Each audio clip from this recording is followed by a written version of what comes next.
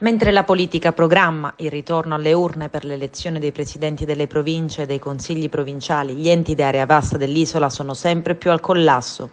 Fra strade provinciali ridotte a colabrodo e manutenzione degli edifici scolastici a lumicino, il blocco del turnover è stata la scure che ha dato il colpo di grazia alle strutture vessate dal prelievo forzoso di Roma sulle tasse per le nuove matricolazioni e le RC auto versate dai siciliani. Accade così che la città metropolitana di Palermo sia pronta a cedere la riserva orientata di Ustica, chiedendo formalmente al Presidente della Regione di assegnarla al Comune dell'isola, paradiso dei sub. Il paradosso tutto siciliano nasce dal fatto che gli ultimi due operatori in servizio nella riserva di Ustica, formalmente ancora gestita dall'ex provincia di Palermo, sono andati in pensione, rispettivamente a fine aprile e fine maggio.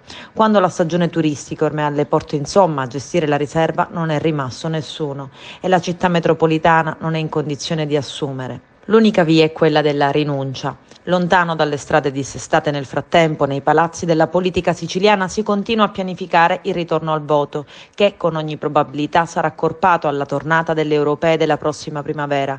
Le province sull'orlo del baratro possono attendere.